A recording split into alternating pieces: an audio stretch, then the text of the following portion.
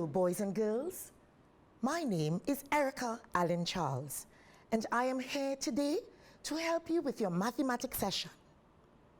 Our topic today is fractions. I know it's a topic that's a little bit tricky, so I will take my time, I promise you. What is a fraction? A fraction is a part of a whole, but I know that you know that, and you also know the different types of fractions as well. Proper fraction, where the numerator is less than the denominator. An improper fraction, where the numerator is greater than the denominator. And a mixed number, where you have a whole number and a proper fraction. But today, I want you to pay attention because we're going to look at something special, equivalent fractions.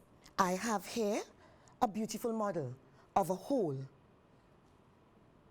If I were to remove this part, then I have 1/2. I wonder how many quarters will make up 1/2. Let's see.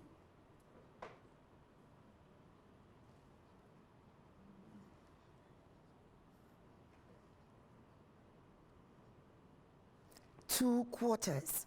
So we can say that 1/2 is equal to 2 quarters. Let's try eighths.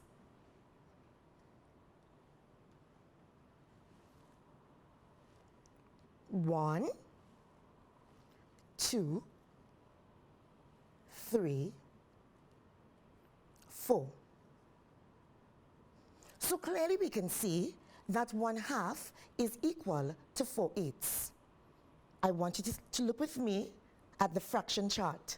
This fraction chart is very, very similar to that model there. We have the whole, then we're dividing into halves, quarters, eighths, and sixteenths. Look at 1/2. What is the equivalent fraction for 1/2? Come down with me. 2 quarters. Yes, let me write it down.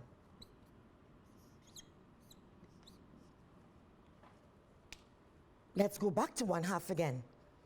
We're coming down to the eighths now. 1/2.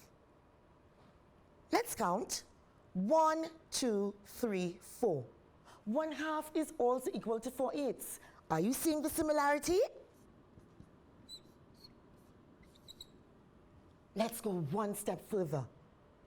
How many sixteenths? How many sixteenths?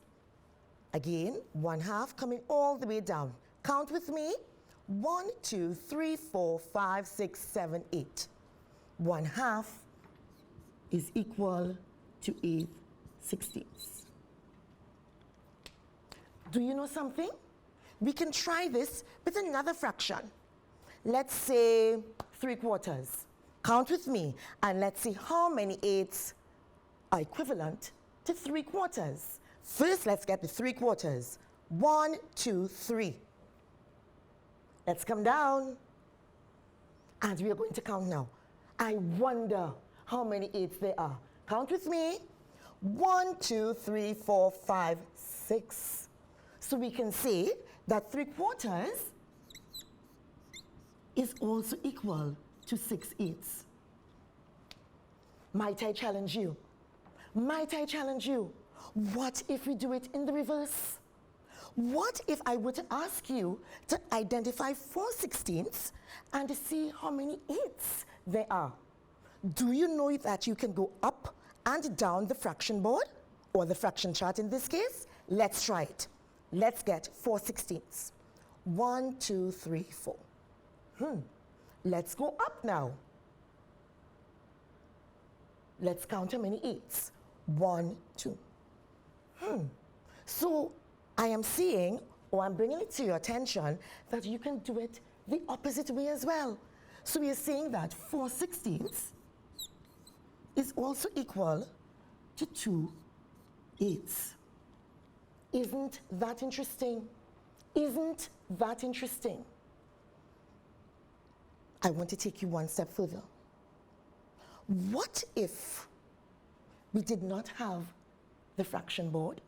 What if we did not have this model here? If I were to ask you to look at the fractions and see if you can come up with a way that you can get the equivalent fraction, what would you say? Let's look. 1/2 is equal to 2/4, 1/2 is equal to 4/8, 1/2 is equal to 8/16. Let's start with this side first.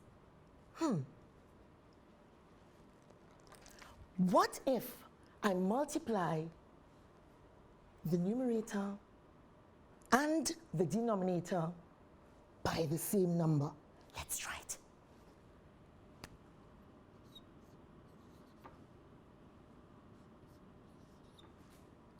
One times 2 is equal to 2. 2 times 2 is equal to 4. Let's verify. Let's try another.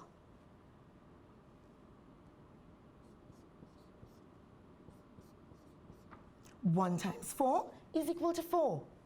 2 times 4 is equal to 8. Let's keep going. 1 times 8 is equal to 8. And 2 times 8 is equal to 16. I'm seeing a pattern here. I am seeing a pattern here. It seems to me that when I multiply the numerator and the denominator by the same number, guess what? We get an equivalent fraction. Let's look at this special one here. Remember, this was the one we did in reverse? What can we do to 4/16 to get 2 8s? Do we multiply? I don't think so. What about doing the reverse? What about dividing? Let's try it. What number are we going to try?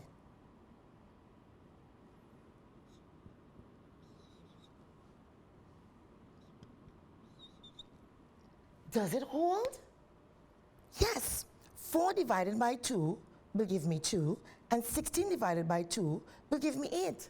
So clearly we are saying that to get equivalent fractions, we can either multiply the numerator and the denominator by the same number, or we can do the reverse.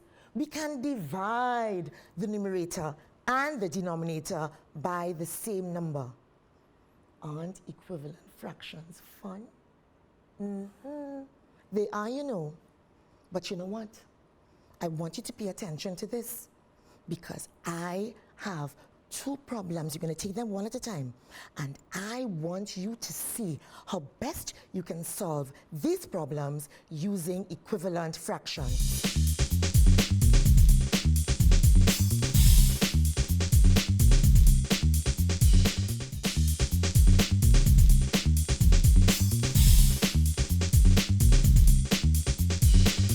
Let's look at question number 1. Read with me now. John and Ken are arguing over the number of fish they own in a tank. John owns 7/16 of the fish, while Ken owns 1/4 of the fish. Which brother owns the greater fraction of fish? So let's look at this problem.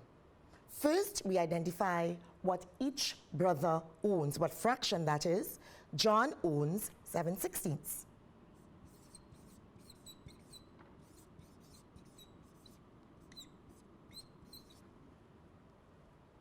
His brother owns 1/4.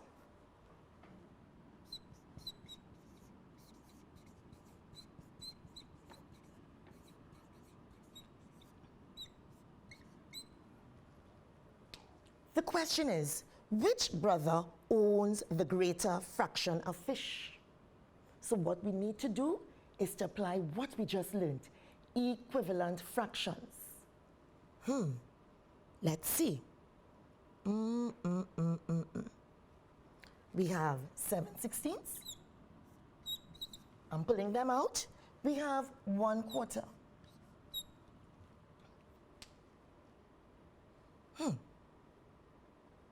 What can we do with this? Is one a multiple of the other? Can we use a method where we can get both both of them being equivalent fractions with the same denominator? 16 seems to be a multiple of 4, if you know your 4 times tables. Let's try to change 1/4, and let's see what we get. Applying the same principle we did before.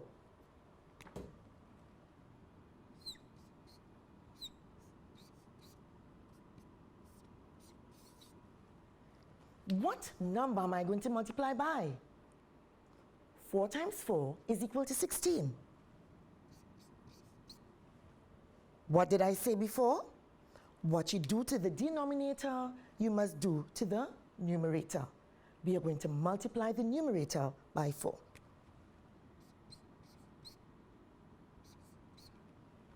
So we can say that 1/4 is equal to 4/16. Now that both denominators are the same, we can compare. John, his brother. Let's go back to the question now. Which brother owns the greater fraction of fish? Well, I think John has won this battle because John has 7/16 while his brother only has 4/16. Remember, we are looking at the numerator to tell us how many parts there are. John won this one. So John is the brother with the larger or the greater fraction of fish.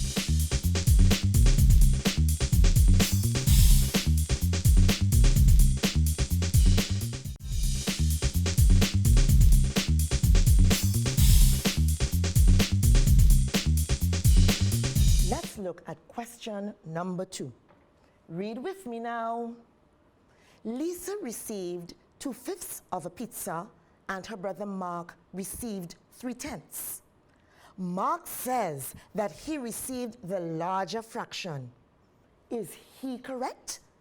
Give a reason for your answer.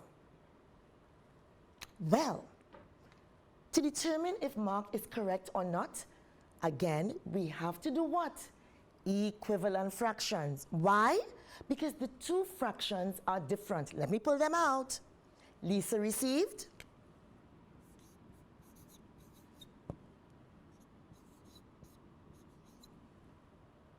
Mark received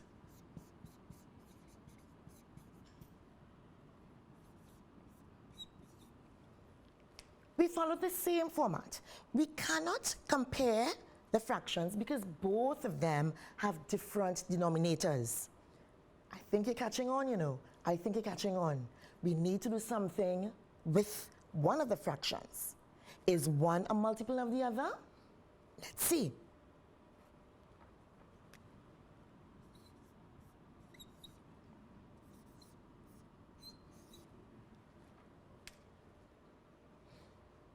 Isn't 10 a multiple of 5? So therefore we can find equivalent fractions of 2/5. Let's do that now.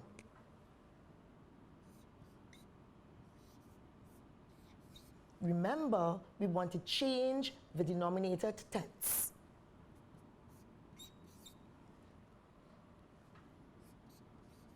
Five times 2 is 10.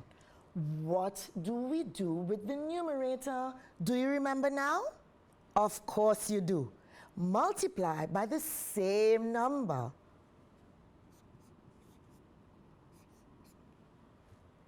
Four tenths. So Lisa received 4/10. Mark received 3/10. Let's go back to the question. Mark says that he received the larger fraction. Is he correct? Clearly, Mark is wrong. Lisa received 4/10. Mark received 3/10. Give a reason for your answer. The answer is clear. After applying equivalent fractions, we can clearly see that Lisa has the greater portion. Boys and girls, clearly we can see that we can apply equivalent fractions in any situation. Oh yes, we can. This is a very, very important skill that can take you very, very far. So what I want you to do is to practice doing equivalent fractions. Don't be afraid of them. They are your friend. Let's go over what we did today. We realized that we can find equivalent fractions on a fraction chart. We can even use an area model. But we also came up with a rule to find equivalent fractions. And what is that rule? Can you remember now? Let me help you. We can multiply the numerator and the denominator by the same number, or we can divide the numerator and the denominator by the same number. Don't forget, practice your fractions.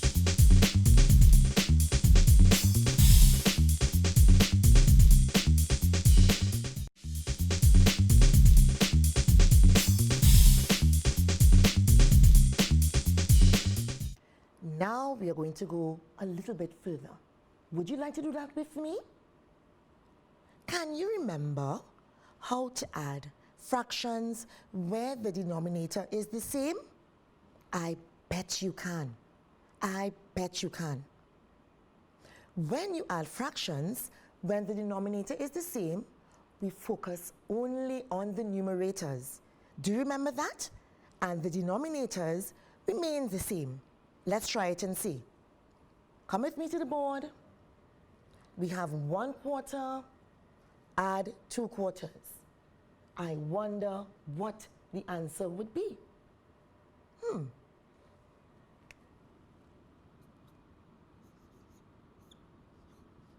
3/4. Do you want proof of this?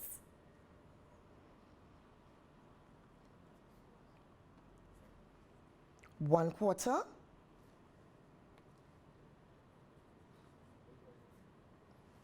add 2/4 gives us 3/4. Remember now? Let's look at the next one. 3/10 add 4/10 will give us what? I bet you know. 7/10. And the last one. 2/8 add 3/8 will give us, yes, that's the answer, 5/8. Thank you for remembering so well. So we can move on. Remember, when we are adding fractions with the same denominator, we only focus on the numerators because the denominators remain the same.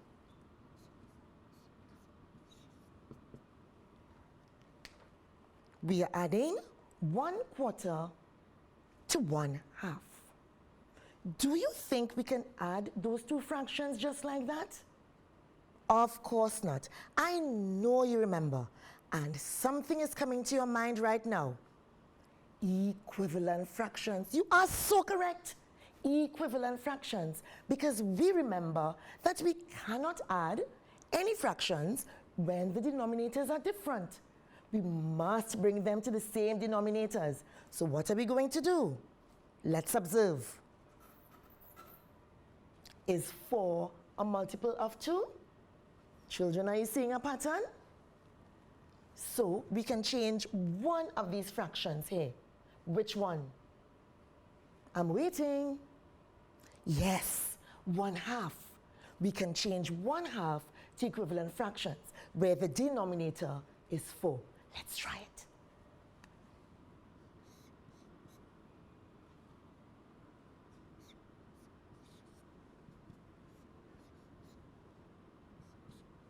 Remember what to do? So 1/2 is equal to 2/4. This 1/4 remains the same because he already has that denominator. We don't touch him. So let's bring him down.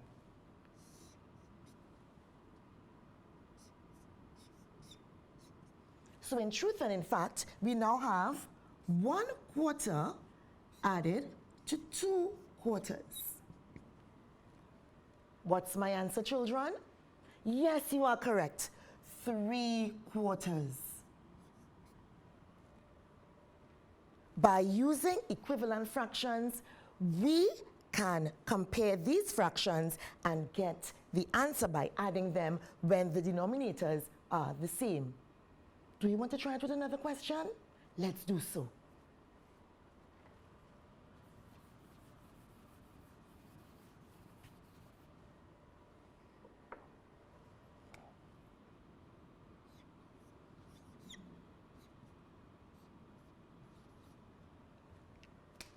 Different fractions this time. Same principle. Can we add like that? No, we can't. What do? Apply the skill of equivalent fractions. Is one a multiple of the other? Let's observe. Yes, 9 is a multiple of 3, so we can find equivalent fractions. Which fraction are we going to change now? Let's go.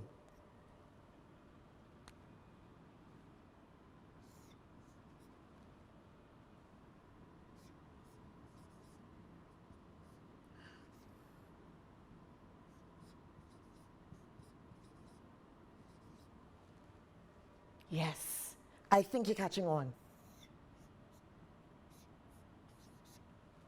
Now, let's continue to add.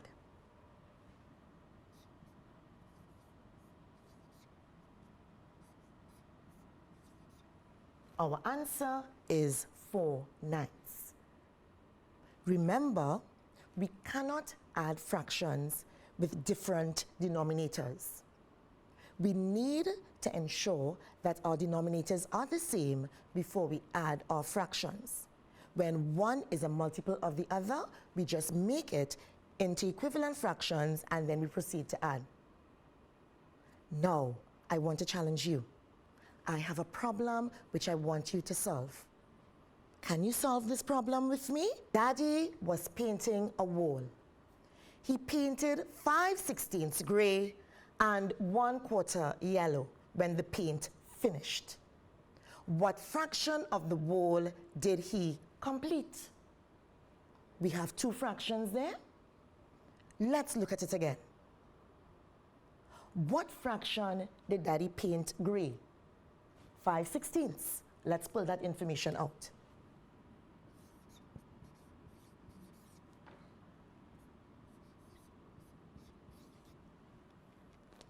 What fraction did Daddy paint yellow? 1/4. Let's split out.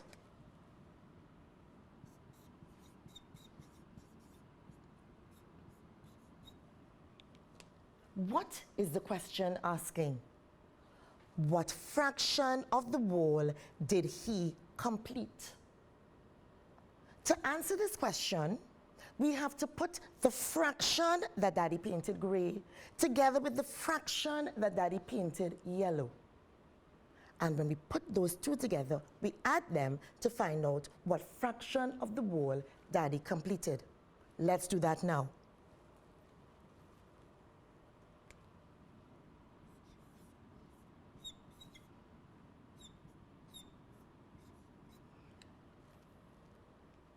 Remember what we did before? I bet you do. We cannot add these fractions like this. We must get the equivalent fractions. I heard you. Which one will we change? I know by now, some of you have worked it out in your head. You are just waiting to give me the answer. But wait on me. I will solve it. And I'm certain that you have the correct answer. Let's go.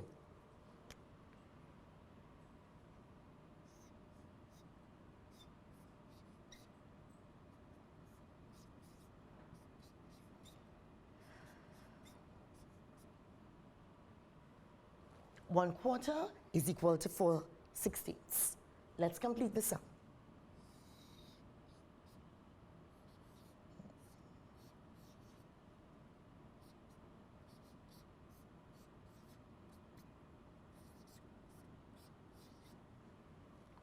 There you have it. I knew you had the the answer, you are so correct. 9/16. When we add 5/16 and 1/4, we get 9/16 because we applied equivalent fractions. Good job, children. Great, great job.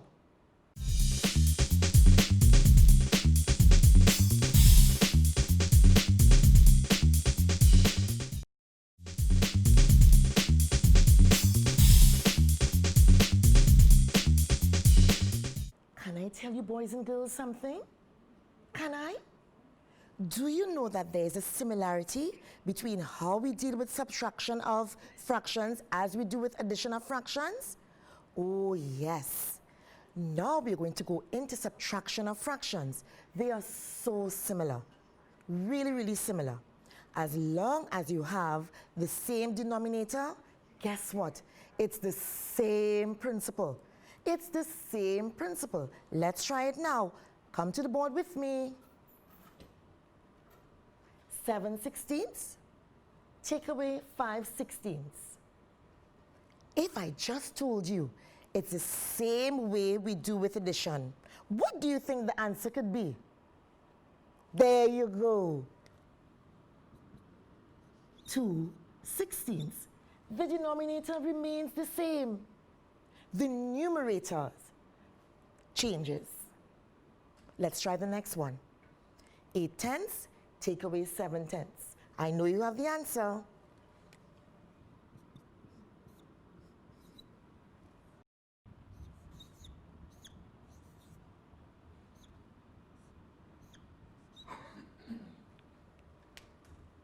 Applying the same skills, let's look at it.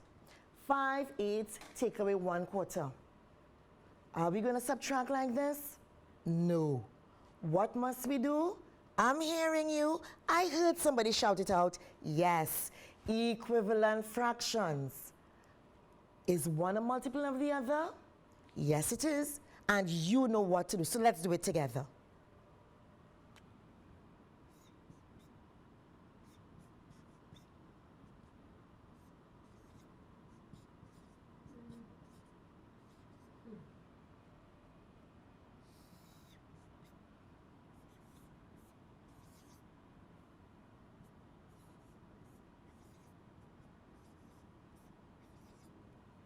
There we have it, 3/8.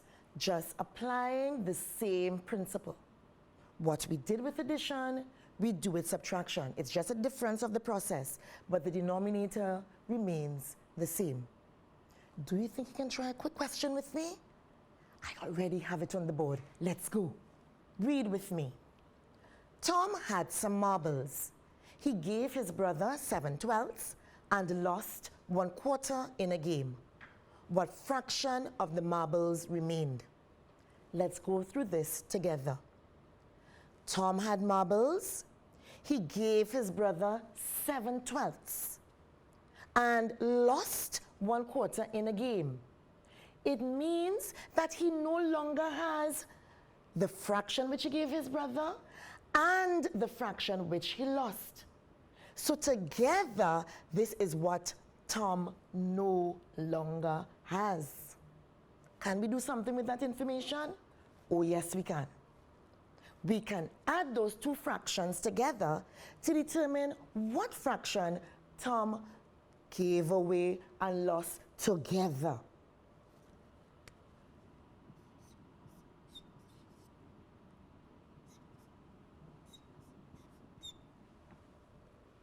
Let's solve this, and I know you know what to do.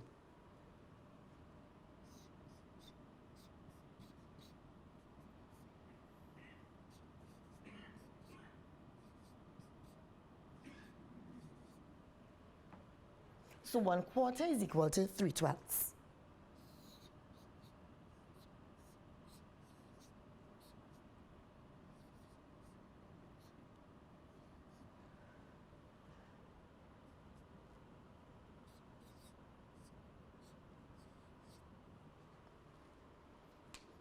Are we correct?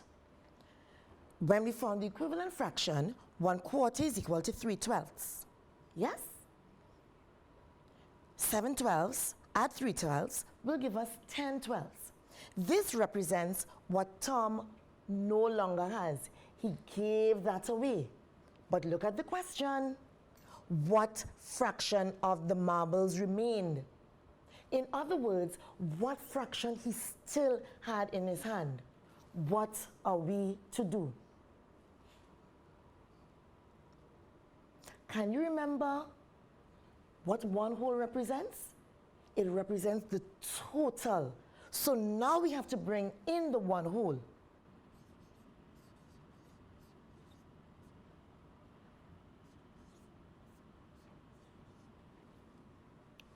Now we are going to subtract 10 twelfths from our whole. Remember, your whole is the total amount. Can you remember what fraction represents your whole? Yes. The fraction that represents the whole occurs where you have the numerator and the denominator being the same. In this case, if our denominator is 12, what do you think we are going to use? You have it. Yes. In this case, one whole will be equal to 12 twelfths.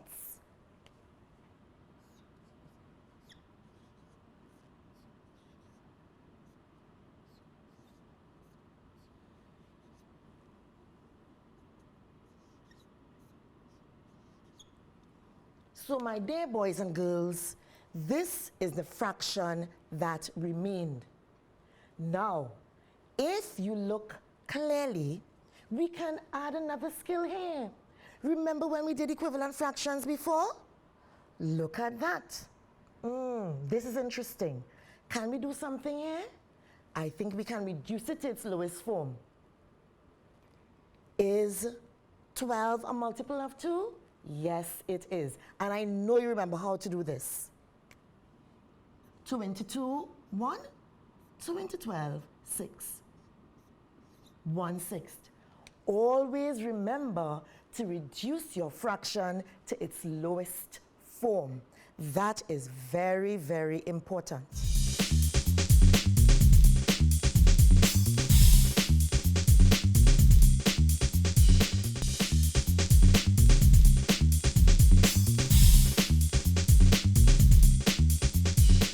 Let's try another question. Read with me now. An athlete participated in a triathlon. He cycled 3/7 of the race, swam 5/14, and ran the rest. What fraction did he run? Again, what information is given? We have the fraction that he cycled. We have the fraction that he swam. Can we not put those two fractions together? Yes, we can. So that's what we're going to do now, pull out the information that we have. So we'll combine the fraction that he cycled with the fraction that he swam, add them together.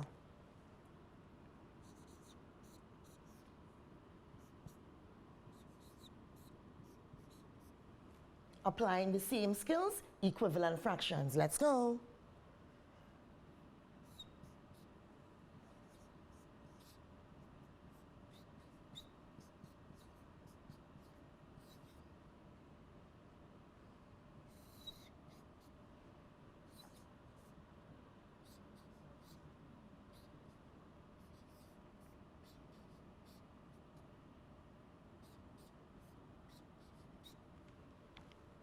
Great. This 11/14 here represents the combined fraction of the 3/7 he cycled together with the 5/14 that he swam. We need to find out what fraction he ran. Do you know what to do? Remember what I said before with the whole? Yes, we are looking at the whole, and then we will take this out from our whole. I'm going to write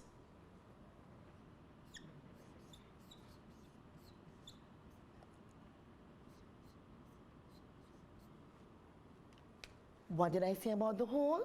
Remember, numerator and denominator must be the same. I know you know what fraction I'm going to write there.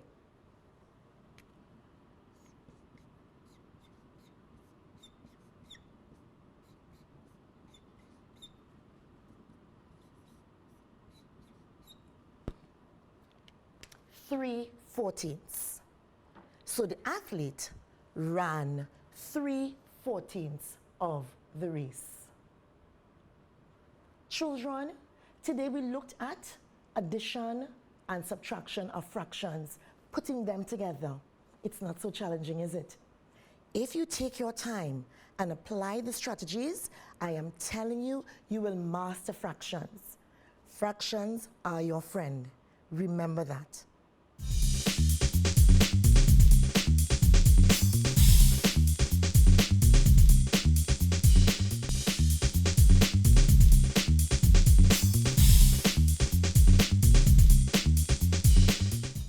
Boys and girls, our final question.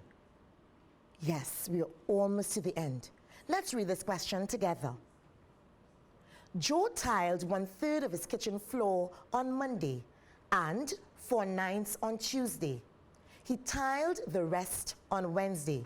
What fraction did he tile on Wednesday? Based upon the other two questions, I am almost certain I know that some of you have your pencils and papers and working it out feverishly. Let's do it together now. What are we going to do? One, what information do we have? We know that he tiled 1/3 of the floor on Monday. We also know that he tiled 4/9 on Tuesday. We know nothing about Wednesday. So we shall combine Monday and Tuesday together and then work backwards to get Wednesday. Let's go.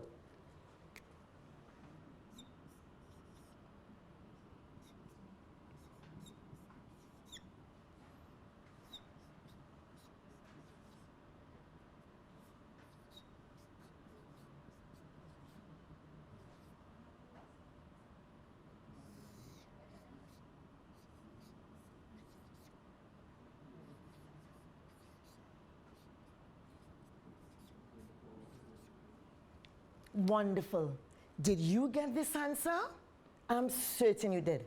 So we can say that Monday and Tuesday, the total fraction, 7/9. Yes, boys and girls? Is this the end of the sum? Oh, no, it's not. We still have to find out what fraction was done on Wednesday. Do you know what to do? Yes, I'm certain you do. We incorporate the whole again. What do? We subtract the 7/9 from our whole.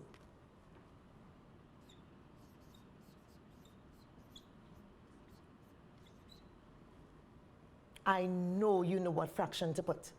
Yes, I'm hearing somebody say it.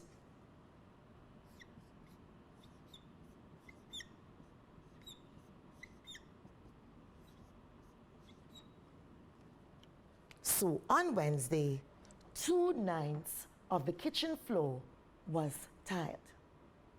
Boys and girls, please remember that fractions are beautiful. Adding and subtraction of fractions is not as difficult as you think it is. But with practice and revision, I think that you can master any problems involving addition and subtraction of fractions. Goodbye for now.